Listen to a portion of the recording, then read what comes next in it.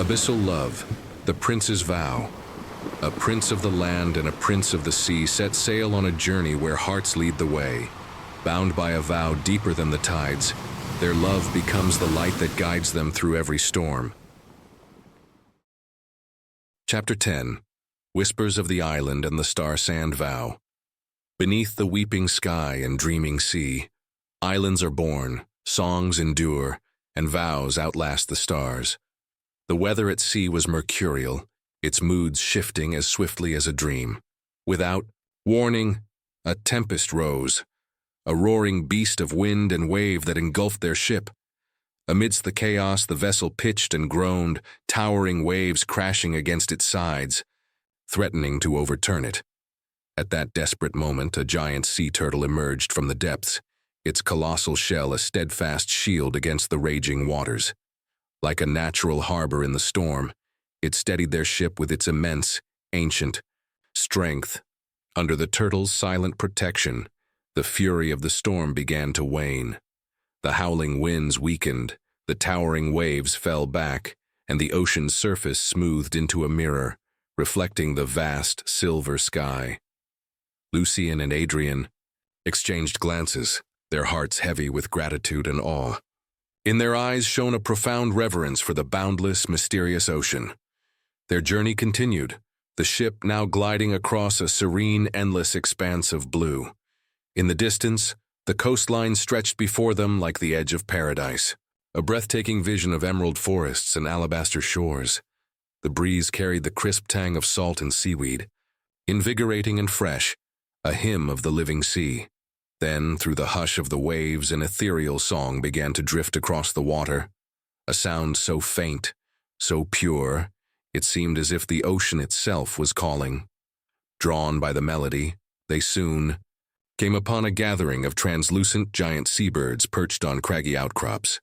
Their feathers shimmered with a subtle iridescence under the slanting sun, and their high melodic cries twined with the breeze, weaving a tapestry of sound that echoed the ancient memories of the ocean. Each note seemed to carry the weight of 1,000 forgotten stories. Lucian and Adrian listened in silence, spellbound, as if the song had transported them back to the primordial dawn of the world. The seabird's song was distant yet immediate, ancient yet timeless, a haunting bridge across the ages.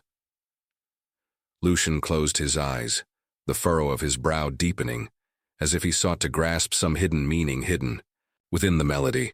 After a long moment, he slowly opened them, wonder and reverence flickering in their depths. "They're telling the history of this island," Lucian whispered, his voice awed. "This place is far older than we ever imagined." Adrian, puzzled, turned to him. "This island, has it always been here?" Lucian shook his head, his gaze piercing the distant horizon, as though peering through the mist of centuries. 1,000 years ago, there was nothing here but open sea. Adrian's eyes widened, his heart beating faster in anticipation. Lucian's voice dropped, low and deep as the tides.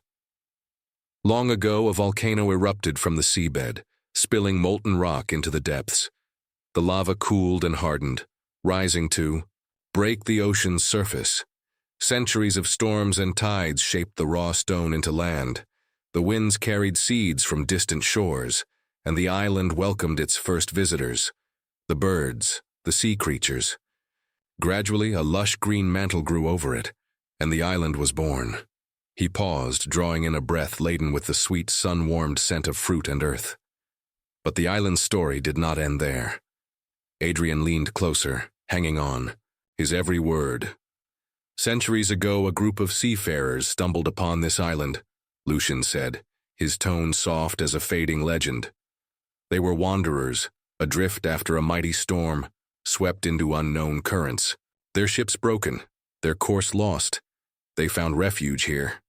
At first, they thought it was a temporary haven, but fate had other plans." Adrian's eyes gleamed in the sunlight. "They stayed?" Lucian nodded. "They stayed for 300 years. Here, amidst the wild abundance, they learned to survive. They found fresh water, fruit-laden trees, fish-filled lagoons. They adapted, building homes, cultivating the land, and weaving a new culture from their memories and dreams. Each night, They gathered around fires beneath the stars, listening to the seabirds' haunting songs, believing them to be the voices of the divine. But they left eventually, Adrian said softly. Lucian's gaze drifted back to the seabirds, their shimmering forms bathed in golden light. They never forgot the wider world. The island was a sanctuary, but not a destiny. Over time, isolation gnawed at their descendants. They yearned for new horizons, for new faces and new futures.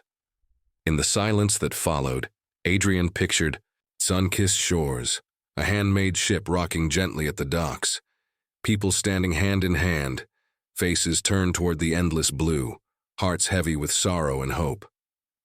They built a ship, Lucian said, his voice almost a prayer, and set sail, carrying their memories like treasures, leaving behind only echoes. And now the seabirds remain, he murmured, guardians of memory, witnesses of beginnings and endings. Their songs weave the island's forgotten history into the tides. Adrian exhaled slowly, his eyes filled with wonder. He could almost hear it, the voices of vanished people riding the sea breeze, whispering in a language of waves and stars. We should go ashore, Adrian said at last. There may still be secrets. Waiting? Lucian's smile was quiet, sure. He nodded. They rowed toward the waiting land, their small boat slicing through the shimmering waters. When they stepped ashore, the sand was soft and fine beneath their feet, the breeze fragrant with the perfume of tropical fruits. Vivid colors danced among the trees, red, gold, and green, as if the island itself breathed and beckoned. Shells, polished smooth by time, gleamed along the shore, fragments of memories abandoned long ago. They ventured inland, where thick vines curled around ancient trees and sunlight fell in broken mosaics upon the ground. Amidst the greenery, they discovered ruins, crumbling stone walls half swallowed by vines, bearing faint, intricate carvings. Depicted on the worn stone were waves, the rising sun, and a great ship setting sail. With reverent fingers, Lucian brushed aside the moss, tracing the fading lines.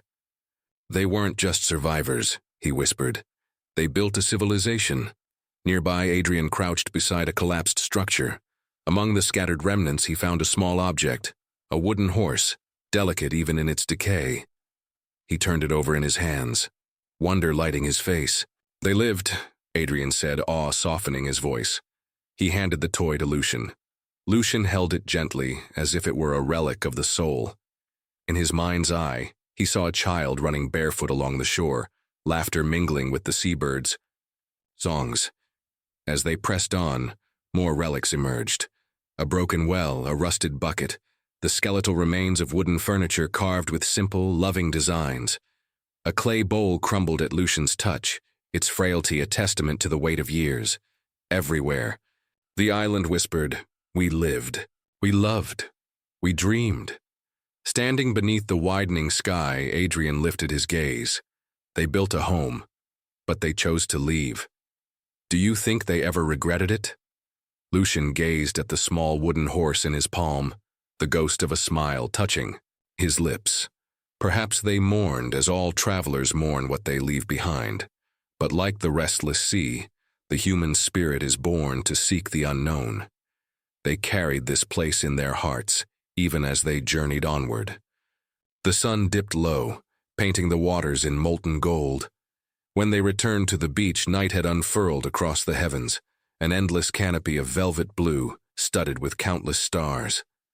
The sea breeze drifted over them, warm and damp, laden with ancient scents.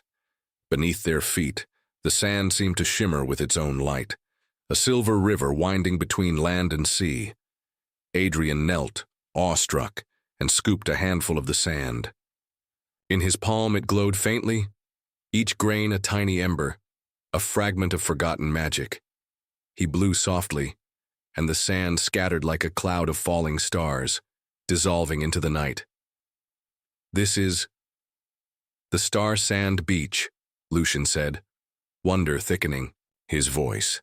Legend says this sand is a gift of the sea, woven from the memories of those who once lived here. After they departed, the sand became their legacy, a light to guide those who followed, a silent song of remembrance. Adrian turned to him, eyes shining. This place, it's a miracle.